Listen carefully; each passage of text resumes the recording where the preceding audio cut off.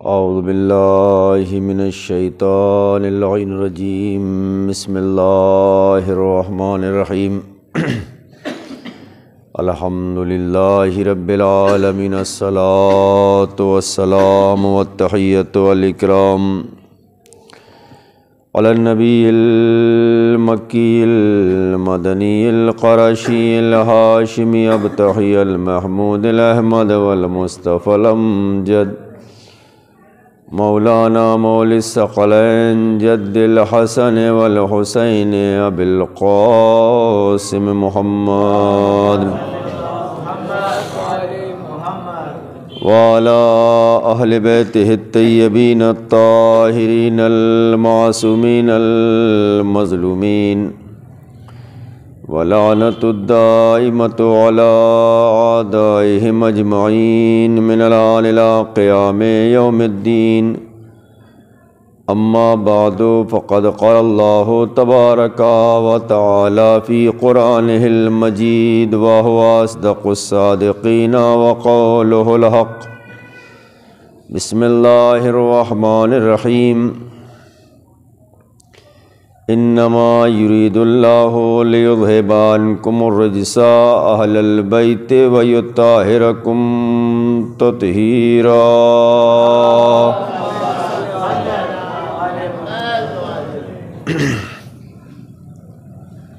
خالق کائنات اپنی پاک و پاکیزہ کتاب قرآن کریم میں ارشاد فرما رہا ہے، بے شک اللہ کا ارادہ یہ ہے اہل بیت کہ آپ کو ہر رجس، ہر برائی، ہر عیب سے دور رکھے جیسا کہ دور رکھنے کا حق ہے۔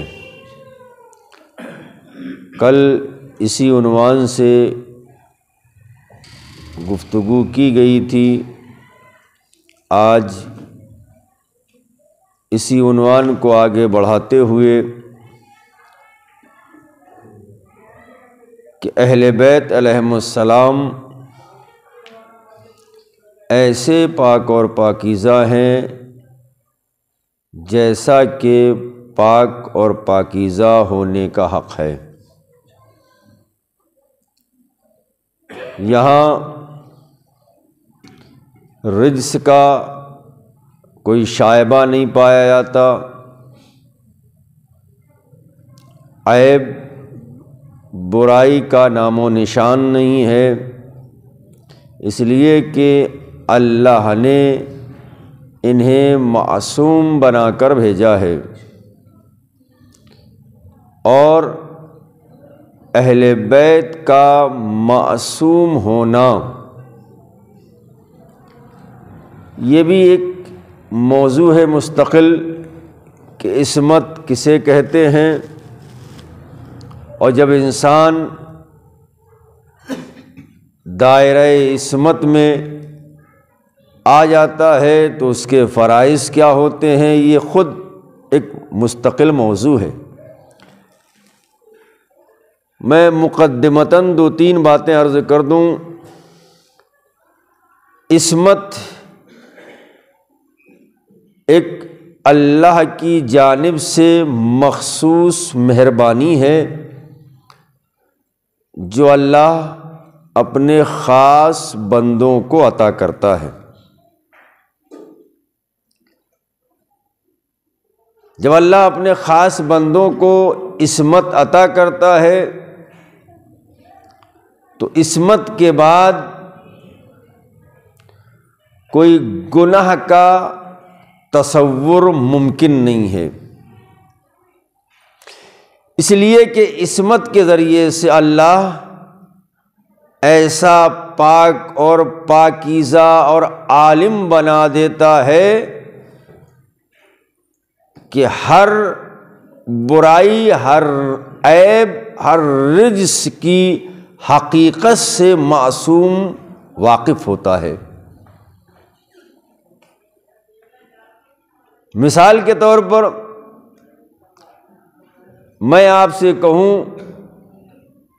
کہ یہ وضو خانے میں جو نل لگا ہوا ہے آپ اس سے منہ دھو لیجئے، آپ بغیر جھجکے ہوئے اس پانی سے منہ دھو سکتے ہیں اور دھو لیں گے۔ لیکن اگر میں یہ کہوں کہ یہاں قریب میں ایک نالی بہہ رہی ہے جس میں گندا پانی بہہ رہا ہے، اس سے آپ منہ دھو لیجئے، تو آپ کیا کہیں گے؟ مولانا آپ کا دماغ خراب ہو گیا ہے، آپ پاگل ہو گئے۔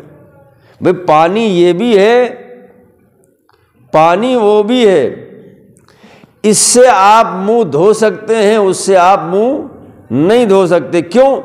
اس لیے کہ آپ اس کی حقیقت سے واقف ہیں، اس کی برائی سے واقف ہیں، اس میں پائے جانے والے جراثیم سے آپ واقف ہیں، اس کی گندگی سے ہم واقف ہیں۔ تو عزیزو، جس طریقے سے ہم ہر پانی سے منہ دھو سکتے ہیں مگر اس پانی سے نہیں دھو سکتے جو بہ گندی نالی میں بہ رہا ہو، جس کے اندر غلاظت پائی جاتی ہے، بس معصوم بھی چونکہ گناہ سے اس طریقے سے واقف ہوتے ہیں، اس کے نتائج سے اس طریقے سے واقف ہوتے ہیں کہ وہ گناہ کر ہی نہیں سکتے۔ اللہ نے ان کو معصوم بنانے کے بعد ایسا عالم بنا دیا ہے کہ ہر چیز کے علم سے وہ واقف ہے۔ ایک صلوات محمد را آل محمد پر۔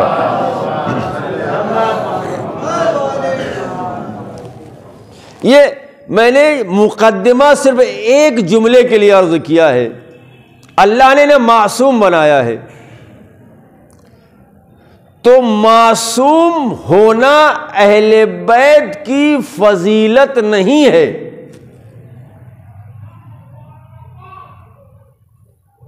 جتنے لوگ ہیں اتنے ہی لوگ غور سے سن لیں۔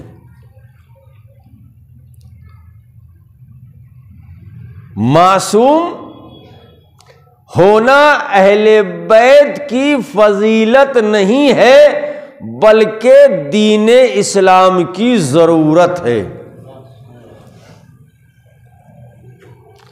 ہم یہ کہیں کہ نہیں ان کو اللہ نے معصوم بنایا یہ بافضیلت ہو گئے، نہیں، دین اسلام کی ضرورت ہے عصمت، اس لیے کہ اگر اللہ ان کو معصوم نہیں بناتا تو ظاہر سی بات ہے گناہ کا امکان ہوتا، خطا کا امکان ہوتا، غلطی کا امکان ہوتا، اور اللہ اپنے پاک دین کو جبرائیل جیسے معصوم فرشتے کے ذریعے سے لوگوں تک پہنچانا چاہ رہا تھا، تو اب جس کے ذریعے سے دین پہنچایا جائے اس کا بھی معصوم ہونا ضروری ہے۔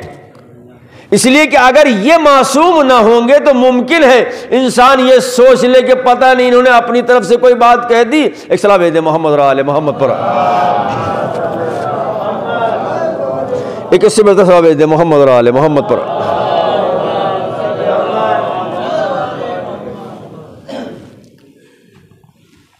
معصوم ہونا اسلام کی ضرورت ہے، اہل بیت کی فضیلت نہیں ہے، اس لیے کہ دین پاک کو، پاک دین کو لوگوں تک پہنچانا ہے تو جس کے ذریعے سے پہنچایا جا رہا ہے اس کا بھی پاک اور پاکیزہ ہونا ضروری ہے۔ میں ایک سامنے کی مثال آپ کی خدمت میں عرض کر دوں، ہمارے بزرگوں نے بھی دیکھا ہوگا اور ہم نے بھی بچپن میں یہ دیکھا ہے کہ جب ہم لوگ بیمار ہو جاتے تھے تو ڈاکٹر کے یہاں دکھانے کے لیے، ڈاکٹر صاحب بھی موجود ہیں، ڈاکٹر کے یہاں جاتے تھے دکھانے کے لیے، تو اگر انجیکشن کسی کو لگنا ہوتا تھا تو ایک پتیلی میں پانی گرم ہو رہا ہوتا تھا اور انجیکشن اس میں ابل رہے ہوتے تھے۔ میں گیا ایک ڈاکٹر صاحب کے پاس دکھانے کے لیے، میں نے کہا ڈاکٹر صاحب یہ کیا ہو رہا ہے؟ کہا یہ صاحب انجیکشن ہیں اس میں۔ تو میں نے کہا یہ کب پکیں گے، کب کھائے جائیں گے؟ میں نے کہا مولانا آپ کو اتنا بھی نہیں معلوم یہ کب پکیں گے کب کھائے گا؟ یہ پکانے کے لیے نہیں ہے۔ تو میں نے کہا پھر یہ کیوں ابل رہے ہیں؟ کہا یہ اس لیے ابل رہے ہیں تاکہ اس کے اندر جراثیم نہ سرایت کرنے پائیں۔ یہ تو تھی 20 سال 25 سال پرانی کی بات۔ اب نئے زمانے میں کیا ہوا؟ آج آپ سرنج لینے کے لیے جائیے، انجیکشن لینے کے لیے جائیے، تو آج کور میں پیک ہوتا ہے، یوز اینڈ تھرو، یعنی آپ نے اس کو انجیکشن کو استعمال کیا اور اس کو ڈسٹ بین میں پھینک دیا۔ لیکن جو انجیکشن آپ لینے گئے ہیں وہ پیک ہوتا ہے، کور میں پیک ہوتا ہے۔ یہ پیک کیوں ہے؟ جب پوچھیں گے تو آپ کو معلوم ہوگا یہ پیک اس لیے ہے تاکہ باہر کے کوئی جراثیم اس میں نہ آنے پائے۔ کیوں نہیں آنے پائے اس میں؟ اس انجیکشن کے ذریعے سے انسان کی جسم کی جو صحیح ہونے کی دوا ہے وہ انسان کے جسم میں ڈالی جائے گی۔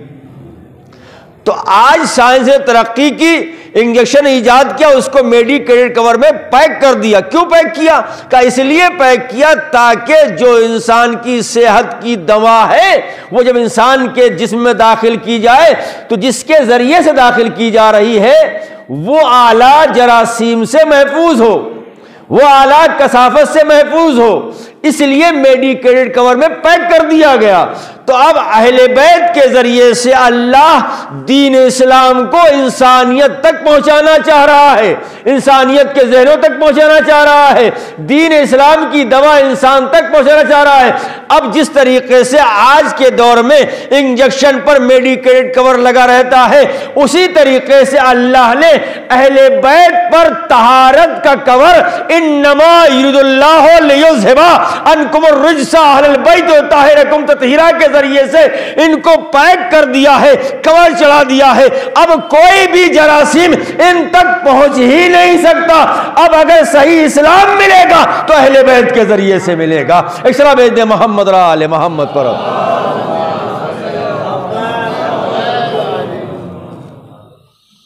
نیند آ رہی ہو تو میں مصائب کی طرف آ جاؤں۔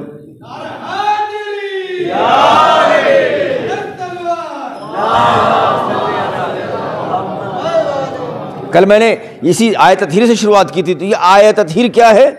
یہ کور ہے، یہ طہارت کا کور ہے تاکہ کوئی جراثیم، اسی لیے کہا اللہ نے یہ کہا کہ اعلان کر دیا کہ کوئی رزق تمہارے قریب آ ہی نہیں سکتا، اس لیے کہ طہارت کے کور میں یہ پیک ہے۔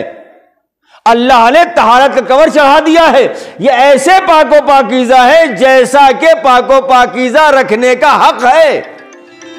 اصلاح بید محمد اور آل محمد پر۔ جیسا کہ پاک و پاکیزہ رکھنے کا حق ہے، اسی لیے کہا انما یرید اللہ لیذھب عنکم الرجس اہل البیت ویطہرکم تطہیرا۔ بے شک اللہ کا ارادہ یہ ہے کہ تمہیں ہر رجس سے، ہر عیب سے، ہر برائی سے دور رکھے جیسا کہ پاک رکھنے کا حق ہے۔ کل میں نے عرض کیا تھا کہ مرکزی حیثیت آیہ تطہیر میں کس کو حاصل ہے؟ جناب فاطمہ کو۔ جب مرکزی حیثیت جناب سیدہ کو حاصل ہے تو تھوڑی سی گفتگو کر لیتے ہیں تاکہ باب فضائل میں اور اس کے بعد تعلیمات جناب سیدہ کی طرف آ جانا ہے۔ ایک سلام علیہ محمد و آل محمد پر۔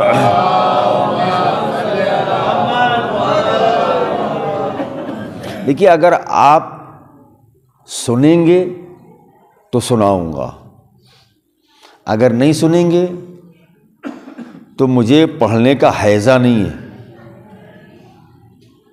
اور میں اپنا محنت کر کے میٹر تیار کروں اور اب خاموشی سنتے رہیں تو یہ میں قبول نہیں کر سکتا، اس لیے کہ ذاکر خطیب خون جگر اکٹھا کر کے آپ تک لاتا ہے، اس کے بعد باتوں کو آپ تک پہنچاتا ہے۔ ایک صلاۃ علی محمد اور آل محمد۔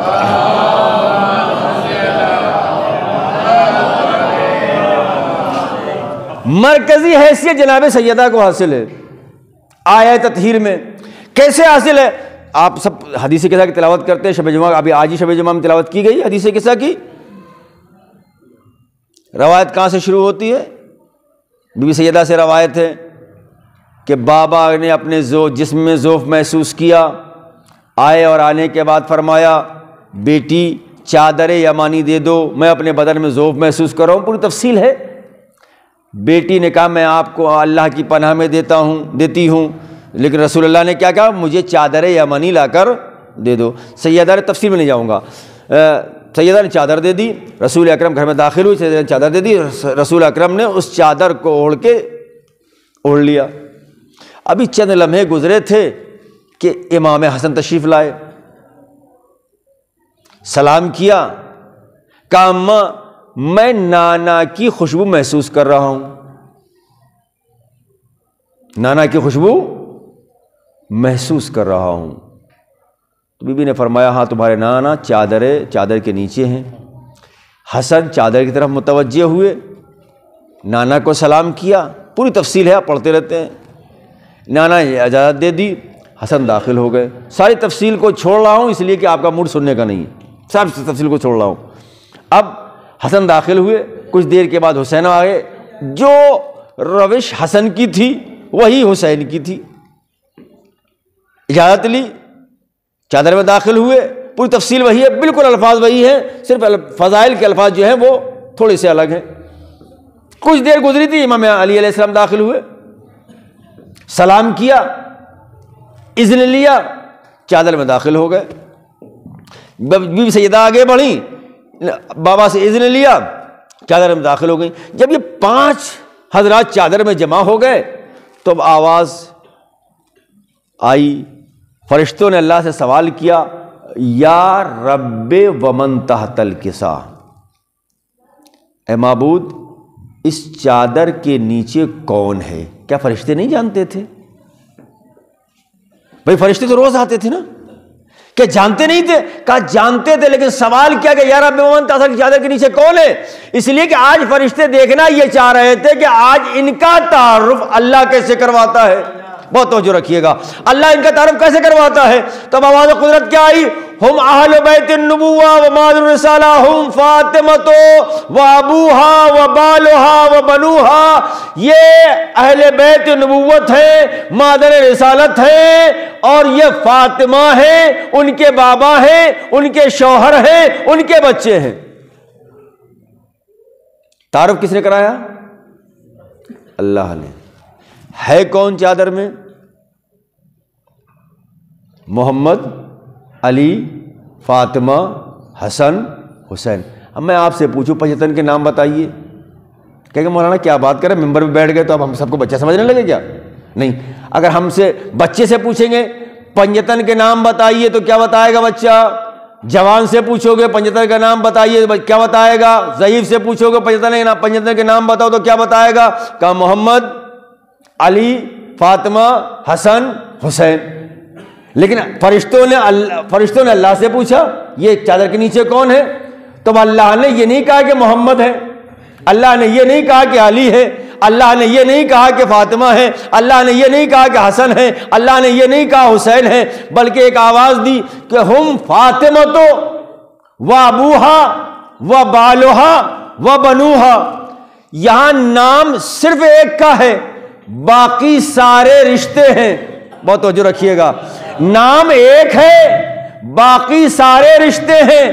معبود چادر کے نیچے تیرا حبیب ہے، تو کہتا کہ میرا حبیب محمد ہے، اس کی بیٹی ہے، اس کا داماد ہے، اس کے نواسے ہیں، تو یہ کہہ دیتا تیرا وسیع تیرا علی ہے چادر کے نیچے، تو یہ بھی کہہ دیتا کہ یہ علی ہے، علی کے جو ہے خسر ہیں، علی کے جو ہے بیٹے ہیں، علی کی زوجہ ہیں۔ یہ تو کیوں کہہ رہا ہے کہ ہم فاطمۃ و ابوہا و بالہا و بنوہا؟ معبود سارے رشتوں کو چھوڑ دیا، صرف نام ایک لیا ہے، سارے رشتوں کو اسی نام سے جوڑا ہے۔ آواز قدرت آئے گی، نادان میں یہی تو بتانا چاہ رہا ہوں، آنے والے زمانے میں اگر کسی سنکی کو یہ سنک سوار ہو کہ آیت تطہیر میں فلاں کو داخل کر دو، فلاں کو داخل کر دو، فلاں کو داخل کر دو، تو میں بتانا چاہ رہا ہوں آیت تطہیر میں داخل ہونے کے لیے محمد کا رشتہ دار ضروری نہیں ہے، فاطمہ کا رشتہ دار ہونا ضروری ہے۔ اس رب محمد اور آل محمد پر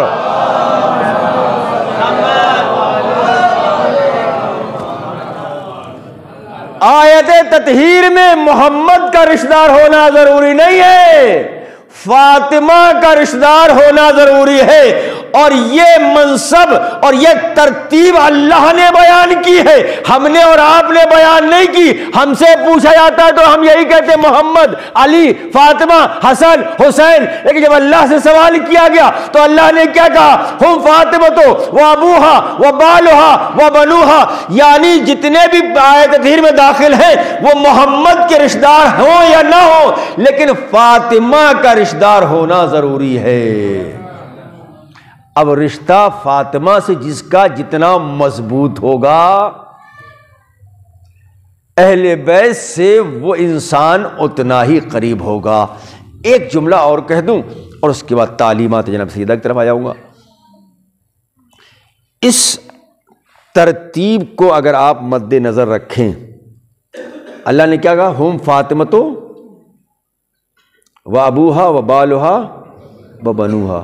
بہت سخت جملہ ہے، لیکن اگر غور کریں گے تو آسانی سے ذہنوں میں اتر جائے گا۔ اس ترتیب کو اگر آپ دیکھیں گے اور تعارف کے انداز کو اگر آپ دیکھیں گے تو آپ کو اندازہ ہو جائے گا کہ فاطمہ کی فضیلت یہ نہیں ہے کہ وہ اہل بیت سے ہیں، اہل بیت کی فضیلت یہ ہے کہ وہ فاطمہ سے ہے۔ ایک سلام بھیج دیا محمد را علی محمد پر۔ اہل بیت کی فضیلت یہ ہے کہ وہ فاطمہ سے ہے۔ عزیز عجیب و غریب منزل ہے، جس کا تعارف اللہ اس انداز سے کرا رہا ہو، جس کے فضائل اللہ اس انداز سے کر رہا ہو۔ اب مجھے حدیث کتاب سے نہیں جانا بالکل بھی، تو مرکزی حیثیت جناب سیدہ کی ہے۔ روایات میں، تاریخ میں ملتا ہے کہ جب حدیث قصہ کا یعنی آیت تطہیر کا نزول ہے، اسی دن آیہ مباہلہ کا بھی نزول ہے۔ جب آپ دیکھیں گے کتابوں میں تو آپ کو ملے گا۔ بس ایک جملہ اور اس کے بعد آیہ مباہلہ میں کیا ہوا کہ آیہ مباہلہ میں کس سے مباہلہ تھا؟ نصارائے نجران سے تھا۔ یہ کون تھے؟ کہ عیسائی تھے، کہہ رہے تھے اللہ عیسیٰ اللہ کے بیٹے، محمد کہہ رہے تھے کہ نہیں اللہ کے بیٹے نہیں ہے۔ بحث و مباحثہ ہوا اور کہا ٹھیک ہے، اس بات پر بات بن گئی کہ مباہلہ کیا جائے، جو جھوٹا ہے اس پر لعنت کی جائے۔ کہا ٹھیک ہے۔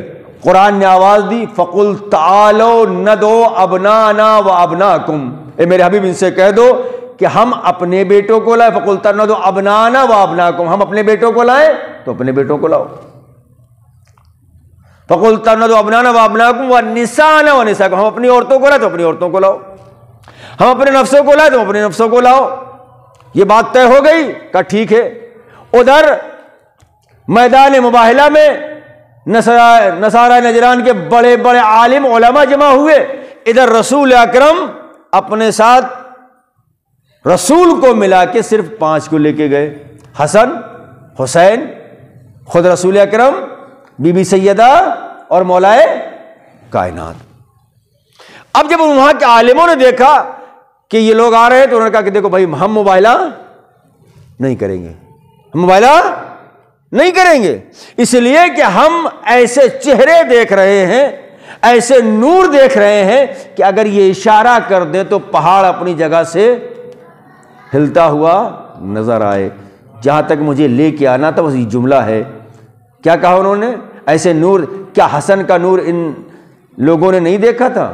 کیا حسین کا نور ان لوگوں نے نہیں دیکھا تھا؟ کیا رسول کا نور ان لوگوں نے نہیں دیکھا تھا؟ کیا رسول کو نہیں جانتے تھے؟ کیا علی کو نہیں جانتے تھے؟ کیا یہ جتنے بھی شخصیتیں سب کو جانتے تھے؟ لیکن ایک شخصیت ایسی تھی جس کے نور کو نہیں دیکھا تھا۔ جب میدان مباہلہ میں یہ نور پہنچا ہے تو اب انہوں نے مباہلہ کرنے سے انکار کر دیا۔ مجھے بتاؤ، اتنا زمانہ ہو گیا رسول کے زمانے سے آج تک، کیا کوئی عیسائیوں پر لعنت کرتا ہے؟ عیسائیوں پر لعنت کرتا ہے؟ کہا نہیں، لعنت نہیں کی جاتی۔ کہا کیوں نہیں لعنت کرتے؟ کہ اس لیے لعنت نہیں کرتے اس لیے کہ وہ سیدہ کے مقابلے سے ہٹ گئے تھے۔ اللہ اکبر۔ اس کا مطلب یہ ہے جو سیدہ کے مقابلے سے ہٹ جائے اس پر لعنت نہیں ہوتی، جو سیدہ کے مقابلے میں ڈٹ جائے لعنت اسی پر ہوتی ہے۔ ایک صلاۃ بھیج دے محمد آل محمد پر۔ ایک سے بہتر جیتی جاگتی صلاۃ بھیج دے محمد آل۔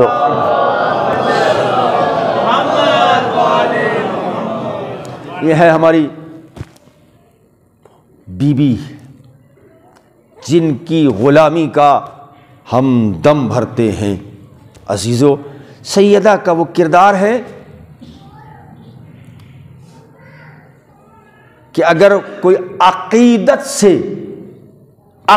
سے بی بی سیدہ سے توسل کرے گا، یقین جانیے سیدہ اس کی مشکل کو آسان کریں گی۔ میں دو چھوٹے چھوٹے واقعات آپ کی خدمت میں پیش کرنا چاہتا ہوں۔ ایک حاجی ہے جو کہ تہران کے رہنے والے ہیں، ان کا بیان ہے کہ ہمارے خاندان میں خالہ تھی، یعنی اپنے زبان میں بولا ہے، بہت ہی متقی پرہیزگار عبادت گزار ہوتا ہے نا۔ کسی خاندان میں کوئی بہت مقدس ہوتا ہے، بہت نیک ہوتا ہے، چاہے وہ عورت ہو یا مرد ہو، خاتون ہو یا مرد ہو، لوگ اس کے پاس جاتے ہیں، ہاتھوں کو چومتے ہیں، اس سے دعا کی گزارش کرتے ہیں۔ کہتے ہیں کہ ہمارے خاندان میں ایک خالہ تھی، ہم لوگوں پہ جب بھی کوئی مشکل پڑتی تھی تو ہم ان کے پاس جاتے تھے اور جانے کے بعد ان سے کہتے تھے بی بی ہمارے لیے دعا کیجئے گا، اور کہنے لگے ان سے جب کہتے تھے تو وہ دعا کرتی تھی اور ہماری مشکل آسان ہو جاتی تھی۔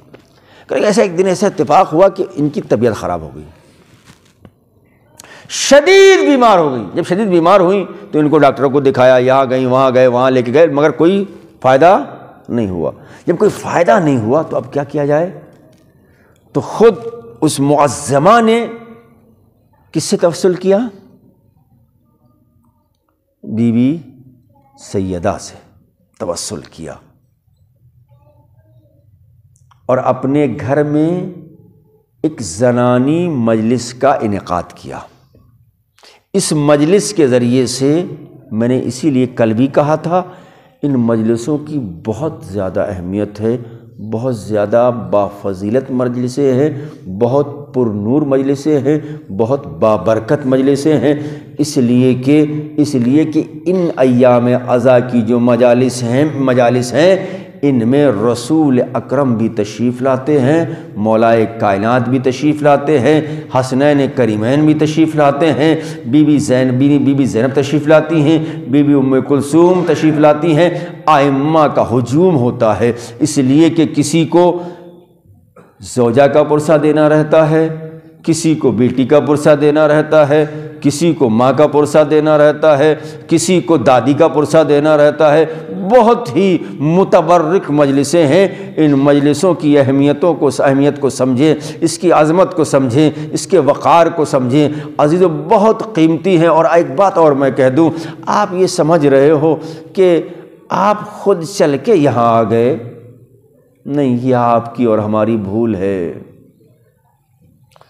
جب سیدہ نے بلایا ہے وہی مجلس میں آیا ہے، ہر کوئی مجلس میں نہیں آ سکتا۔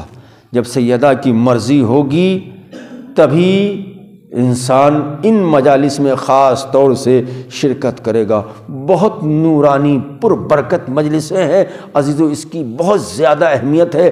اگر نا یقین ہو، ممبر سے بیٹھ کے کہہ رہا ہوں، اگر کوئی مشکل پڑے سیدہ کا وسیلہ بناؤ، سیدہ کو توسل بناؤ، سیدہ کے توسل سے اہل بیت سے دعا کرو، اللہ سے دعا کرو، یقیناً ہماری دعائیں بھی مستجاب ہوں گی، ہماری مشکلات بھی حل ہوں گی۔ اب وہ کہتے ہیں کہ جب ڈاکٹروں نے دکھایا، ڈاکٹروں سے ظاہر سی بات جب ٹھیک نہ ہو سکی تو انہوں نے ایک زنانی مجلس کا اپنے گھر میں انعقاد کیا، اور جو مجلس میں شرکت کرنے والے تھے، عزادار تھے،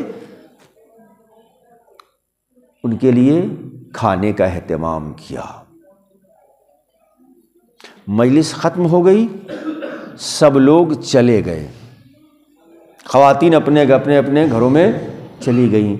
جب رات کو وہ کہتی ہیں، بیان کرتے ہیں کہ جب رات ہوئی اور میری خالہ بستر پر گئیں تو خواب میں سیدہ کی زیارت ہوتی ہے،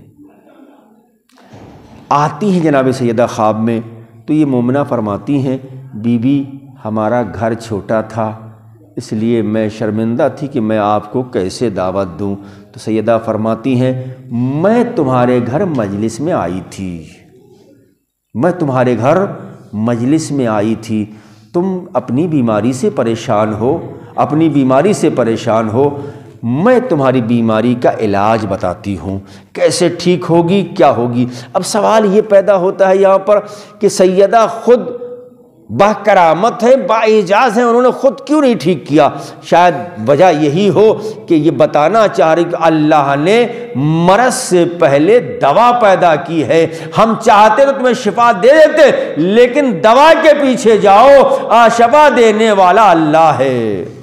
اور تاریخ کہتی ہے، وہ بیان کرتے ہیں کہ انہوں نے جناب سیدہ نے کہا میرے ہاتھ میں دیکھو، اب جب انہوں نے ہاتھ کی جو ہتھیلی تھی اس میں دیکھا تو ان کا پورا جو مرض تھا اصل میں شکم میں مرض تھا، پیٹ میں مرض تھا، انہوں نے دیکھا کہ ہاں ہمارے پیٹ میں بہت سارا میل کچیل ہے، کہا فلاں ڈاکٹر کے پاس جاؤ وہ تمہیں دوا دے گا، ٹھیک ہو جاؤ گی۔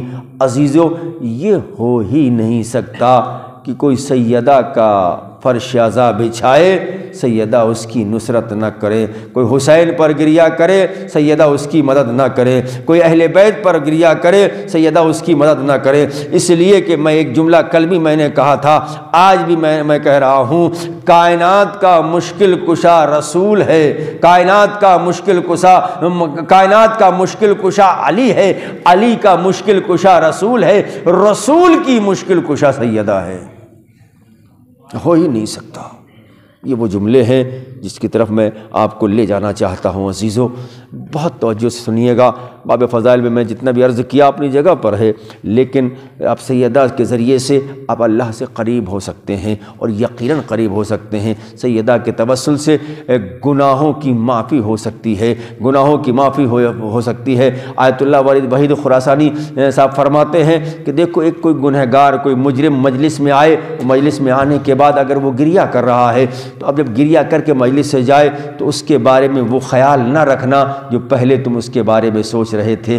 ممکن ہے وہ مجلس میں بیٹھ کر رویا ہو، اپنے امام سے توسل کیا ہو، اہل بیت سے توسل کیا ہو، اپنے گناہوں پر نادم ہو گیا ہو اور اس کے گناہ معاف ہو گئے ہوں، اس کا رابطہ، اس کا معاملہ اہل بیت سے بہتر ہو گیا ہو، اب اس کے بارے میں وہ غلط رائے مت رکھنا۔ تو عزیز یہ وہ مجلسیں بابرکت مجلسیں ہیں۔ ایک گنہگار ہے، جوان ہے، بس ایک چھوٹا سا واقعہ اور اپنے مصائب کی طرف آ جاؤں گا۔ گنہگار جوان ہے، وہ کہتا ہے کہ ایسا بہت سے بڑے بڑے گناہ اس نے انجام دیے ہیں۔ ایک دن توفیق پروردگار شامل حال ہوئی، ایک عالم دین کے پاس گیا، آغا میں توبہ کرنا چاہتا ہوں، میں نے گناہ کیے ہیں، میں کیا کروں؟ کہا توبہ کرو، استغفار کرو، اللہ تمہارے گناہوں کو معاف کر دے گا۔ وہ کہتا ہے کہ میں ایک دن مجلس میں میں نے دیکھا کہ کچھ جوان ہیں جو سیاہ پوش ہے، یعنی کالے کپڑے پہنے ہوئے ہیں اور ایک جگہ جمع ہوئے ہیں، اکٹھا ہے، اور اکٹھا ہونے کے بعد یا زہرا یا فاطمہ کہہ کے گریہ کر رہے ہیں، رو رہے ہیں، ماتم کر رہے ہیں۔ کہنے کہ میں اس جگہ پر گیا اور میں ان کو دیکھ رہا تھا، اور دیکھتے دیکھتے میں نے کہا کہ میں ایسی مجلس میں آج تک تو شریک نہیں ہوا، اے معصوم میں سے کسی بھی معصوم کی مجلس میں شریک نہیں ہوا۔ کہنے کہ میں وہیں پہ کھڑا ہوا تھا کہ کھڑے ایک مرتبہ میں نے سوچا کہ میں کیا کروں، اور وہ اس کو پوری زندگی، پچھلی زندگی یاد آ گئی۔ کہا میں 24 سال غفلت میں گزارے تھے، 24 سال میں نے گناہوں میں بسر کی تھی زندگی۔ اب جب گناہوں میں بسر کی تھی زندگی تو میں کیا کرتا؟ کہنے لگے یہی میں سوچ رہا تھا میں کیا کروں کہ ایک مرتبہ پھر ان کی آواز نے مجھے جھنجھوڑ دیا، ازداروں کی آواز نے، مادمداروں کی آواز نے مجھے جھنجھوڑ دیا۔ اب جب میں چونکا، میں نے کہا میں کہاں ہوں؟ اور میں نے اپنے کو ان جوانوں کے درمیان داخل کر دیا، ماتم کرنے لگا، سینہ زنی کرنے لگا۔ جب سینہ زنی کرنے لگا، ماتم کرنے لگا، تو ایک مرتبہ میں نے اسی اثنا میں وقت کے امام سے توسل کیا۔ وقت کا امام یعنی امام آخر عزیزو، اس مجلس میں اس مجلس کی نورانیت اس بنیاد پر بھی بڑھ جاتی ہے کہ وقت کا امام اس مجلس میں تشریف لاتا ہے۔ میں نے اپنے امام سے توسل کیا، مولا میں آپ کی جدہ کی مجلس میں آیا ہوں، مولا مجھ پر عزاداری کی کیفیت کو طاری فرما دیں۔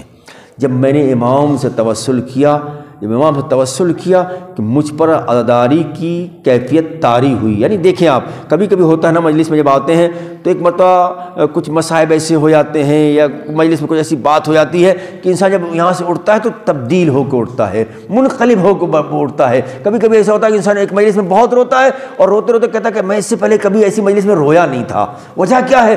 کہ یہ عزاداری کی کیفیت ہے جو ہر ایک پر طاری نہیں ہوتی ہے۔ کہ میرے اوپر عزاداری کی کیفیت طاری ہو گئی، جب میرے اوپر عزاداری کی کیفیت طاری ہو گئی تو میں ماتم کر رہا ہوں، رو رہا ہوں، اپنے ہاتھوں کو اپنے سر پر مار رہا ہوں، اپنے چہرے پر مار رہا ہوں، ماتم کر رہا ہوں، گریہ کر رہا ہوں۔ اور کہہ لگے میں گریہ کرتے کرتے کرتے کرتے ایک مرتبہ جب مجلس ختم ہو گئی، میں اسی حالت میں اٹھا اور اٹھنے کے بعد امام ہشتم کے روضے پر گیا، زیارت کی امام کے روضے کی، اور زیر لب یعنی آہستہ آہستہ میں وہیں پر سیدہ کے مصائب پڑھنے لگا، رونے لگا۔ میں یہ سمجھ رہا تھا کہ میں مصائب پڑھ رہا ہوں، معلوم یہ ہو رہا تھا کہ رضائے غریب بھی میرے مصائب پر گریہ کر رہا ہے، رو رہا ہے۔ کہ لگی یہ کیفیت طاری ہو گئی۔ اب جب یہ کیفیت طاری ہوئی اور جب میں وہاں زیارت کر کے واپس پلٹا تو میں نے بستر پر جب پہنچا تو وہاں پر بھی رو رہا ہوں، گریہ کر رہا ہوں۔ کیفیت دیکھیے، یہ ہوتی نا کبھی کبھی طاری ہوتی ہے صاحب، اور یہ وہ کیفیت ہوتی ہے عزیزو کہ زندگی میں اگر کسی کو یہ کیفیت کسی پر یہ طاری ہو جائے، ساری زندگی ایک طرف ہے اور یہ کیفیت کے چند لمحے ایک طرف ہوتے ہیں۔ انسان کو وہ سکون ملتا ہے، انسان کو وہ اطمینان ملتا ہے کہ ساری زندگی 50 70 80 سال کی زندگی ایک طرف ہے، یہ 1 گھنٹے اور آدھا گھنٹے کی کیفیت ایک طرف ہوا کرتی ہے۔ کل میں بستر پر پہنچا اور پہنچنے کے بعد میں رو رہا ہوں، گریہ کر رہا ہوں۔ روتے روتے میں نے ایک بات کہی کہ اگر میری توبہ قبول ہو گئی تو مجھے آج رات خواب میں کوئی ایسی علامت بتا دی جائے کہ جس سے میں یقین کر لوں کہ میری توبہ قبول ہو گئی۔ یہ کہہ کے وہ جوان کہتا ہے میں سو گیا۔ جب سو گیا تو رات جب گزر چکی، صبح جب نمودار ہونے والی ہوئی تو میں نے ایک آواز سنی، اے محمد اٹھ جاؤ، نماز کا وقت ہے۔ کہنے لگے یہ آواز میری ماں سے ملتی جلتی تھی، مگر اتنی زیادہ مہربانی، یعنی ماں کی آواز سے کئی 100 گنا مہربان یہ آواز تھی کہ جس نے میرے وجود کو ہلا کے رکھ دیا، میرے وجود کو ہلا کے رکھ دیا۔ میں بستر سے اٹھا، صحن خانہ میں گیا، میں نے دیکھا کہ جہاں ماں باپ سو رہے ہیں وہ تو سو رہے تھے، وہاں تو کوئی نہیں جگ رہا ہے۔ ایک مطلب میں نے وضو کیا، جب وضو کیا مصلی عبادت پر پہنچا، اذان کہی تو کہنے لگا آج پہلی مرتبہ مجھے یہ احساس ہوا کہ میرے جسم میں، میرے وجود میں تبدیلی پیدا ہو گئی، اور میں یہ سمجھا یہ آواز جو میری ماں سے مل رہی تھی یہ کسی اور کی آواز نہیں تھی، یہ حسین کی ماں فاطمہ کی آواز تھی۔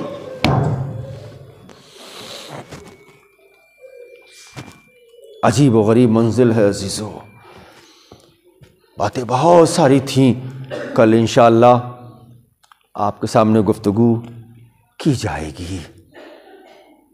ہم سے اگر کوئی غلطی ہو گئی، کوئی گناہ، کوئی خطا ہو، سرزد ہو گئی، مجلس سیدہ میں بیٹھے ہو،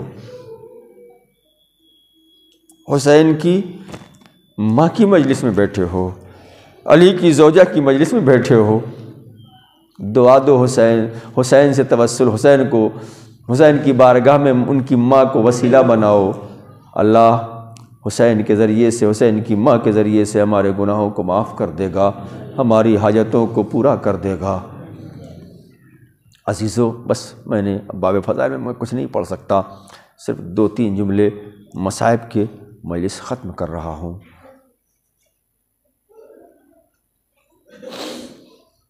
جانتے ہو سیدہ پر کتنے ظلم ہوئے؟ 18 سال کی کوئی خاتون عصا لے کے چلتی ہے، کسی کی کمر جھک جاتی ہے، کسی کے بال سفید ہو جاتے ہیں۔ ذرا سوچو، رسول جس کے احترام میں کھڑے ہو جاتے ہوں، جس کے دروازے پر جا کر رسول سلام کرتے ہو، وہ خاتون دربار میں گھنٹوں کھڑی رہی، گھنٹوں کھڑی رہی۔ جب دربار میں گئی تھی خاتون بی بی تو کمر جھکی ہوئی نہیں تھی، بال سر کے سفید نہیں تھے، لیکن جب دربار سے واپس آئی ہے رسول کی بیٹی، ارے کمر بھی جھک گئی، سر کے بال بھی سفید ہو گئے۔ مظلومیت سنو گے سیدہ کی، کتنی مظلوم ہے۔ کل بھی میں نے 2-3 جملے عرض کیے تھے، بس اب میں یہاں سے مصائب پڑھ رہا ہوں۔ عزیزو، صرف تصورات کی دنیا میں لے جانا چاہتا ہوں۔ کسی نے چوتھے امام زین العابدین علیہ السلام سے سوال کیا، مولا مجھے یہ بتائیے کہ آپ کے دادا کے مصائب زیادہ تھے یا آپ کے بابا کے مصائب زیادہ تھے؟ تو امام سجاد فرماتے ہیں میرے دادا کے مصائب زیادہ تھے۔ سوال کرنے والا کہتا مولا، ارے آپ کے بابا نے کڑی الجوان علی اکبر کا لاشا اٹھایا ہے مولا، کڑی الجوان کے سینے سے برچی کی علی نکالی ہے مولا، ارے مولا آپ کے بابا کے سامنے بھتیجے کا جسم پامال کر دیا گیا مولا، ارے آپ کے بابا کے سامنے علی اصغر کے گلے پر تیر لگایا گیا۔ ایک مرتبہ سجاد فرماتے تو نے انصاف نہیں کیا، اس لیے کہ میرے بابا پر 2 مصیبتیں وہ تھی جو میرے بابا کی شہادت کے بعد واقع ہوئی، مگر میرے دادا پر وہ مصیبتیں ان کی زندگی میں پڑی۔ سوال کرنے والا کہتا مولا وہ کون سی مصیبت ہے؟ ایک مرتبہ امام فرماتے ہیں ارے میری ماں اور بہنوں کے بازوؤں میں رسان اس وقت باندھی گئی جب میرا بابا شہید ہو گیا، مگر میرے دادا ارے میری دادی حیات تھی، ارے میرے دادا کے گلے میں رسی کا بندھن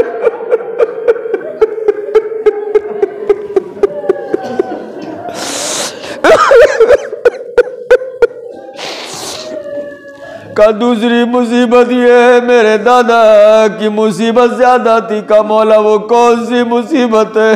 کا میرے بابا کی شہادت کے بعد خیموں میں آگ لگائی گئی مگر میرا دادا زندہ تھا، ارے گھر میں آگ لگا دی گئی۔ سیدہ یہی کہتی ہوئی تھی، کہہ رہی تھی ارے کیا تم اس گھر میں آگ لگا دو گے جس میں رسول کے چھوٹے چھوٹے بچے ہیں، رسول کے چھوٹے چھوٹے نواسے؟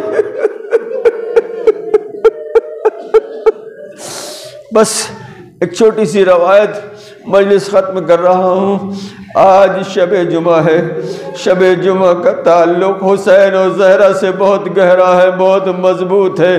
عزیزو ابھی تک آپ نے یہی روایت سنی ہے کہ شب جمعہ ایک ماں اپنے لال کے روزے پر جاتی ہے، اگر کوئی مصائب علی اکبر پڑھتا ہے تو یہی تو کہا جاتا ہے کہ روزے حسین ابن علی پر علی اکبر اکبر کی برچی کا ذکر نہیں کیا جاتا، اس لیے کہ ذکر جب ہوتا ہے روضہ حسری حسین سے خون تازہ ٹپکنے لگتا ہے۔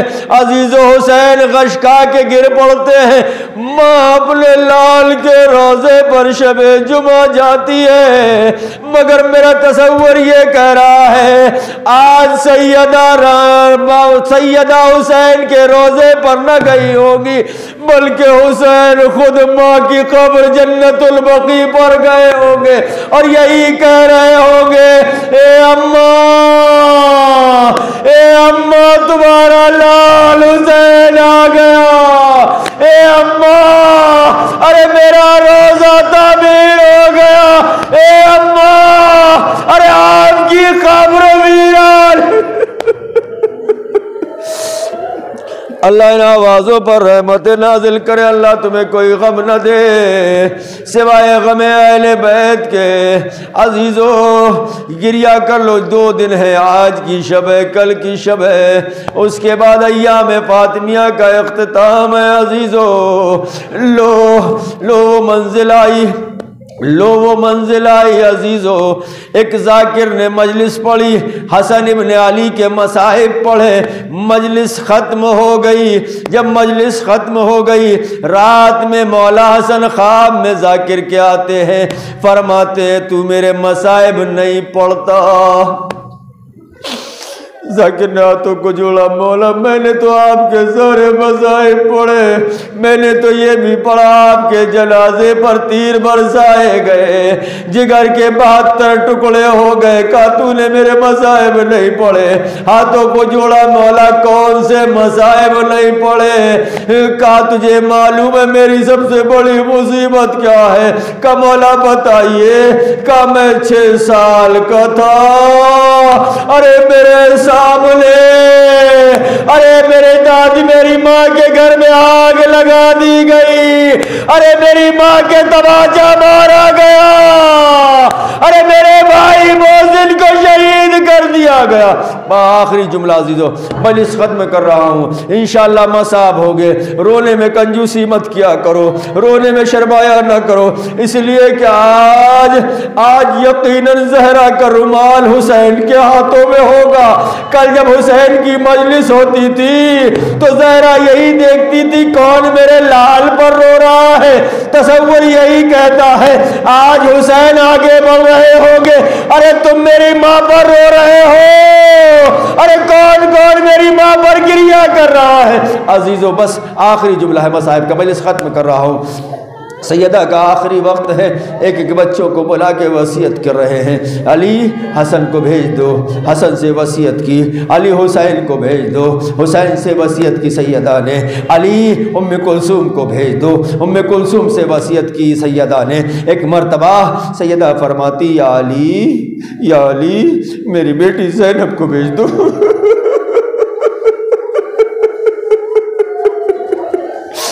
میری ماں میں نے تمہارے قریب زینب بیٹی ہوگی، عزیز زینب کو بھیجو۔ زینب سے یہ ماں کے قریب پہنچی، ماں نے وصیتیں کی، اس کے بعد کا بیٹی دیکھو وہ صندوق لے کے آؤ، اس میں کفن ہے، ایک ایک کفن مجھے دکھاتی جاؤ، میں بتاتی جاؤں گی یہ کس کا کفن ہے۔ عزیزو لو جناب زینب وہ صندوق لے کے آئی، فرماتی ہے بیٹی دیکھو یہ جنت سے کچھ کفن آئے تھے، اس میں تمہارے نانا کا بھی کفن تھا، وہ تو چلا گیا، نانا کو کفن دے دیا گیا، اب بیٹی جو اس میں کفن بچے اس کو نکال کے دکھاؤ۔ زینب نے کفن اٹھایا، اٹھانے کے بعد کہا، جناب سیدہ فرماتی بیٹی تمہارے بابا آئیں گے اور تم سے کفن مانگیں گے تو تم مجھے یہ کفن دے دینا، کہہ دینا یہ ماں نے کہا تھا کہ یہ ماں کو کفن دے دے۔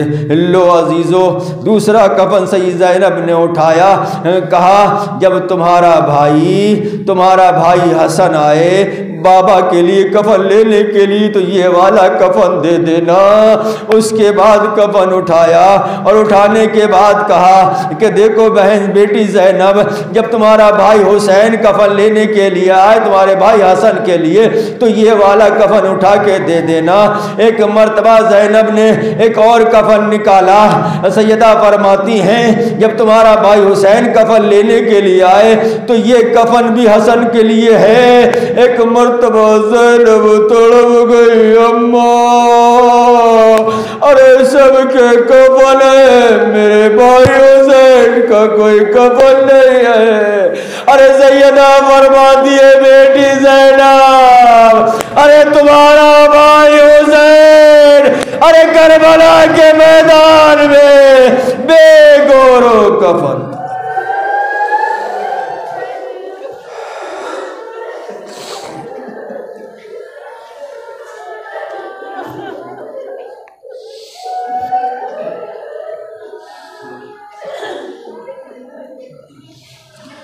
الا لعنۃ اللہ علی قوم الظالمین سیعلم الذین ظلموا ای منقلب ینقلبون۔ بار اللہ معبود ہماری اس عبادت کو قبول فرما، حاضرین کی خدمتوں کو قبول فرما، حاضرین کی حاضری کو قبول فرما۔ اس مجلس میں دامے درہمیں سخنیں جنہوں نے بھی خدمت کی ہے ان کی خدمتوں کو قبول فرما۔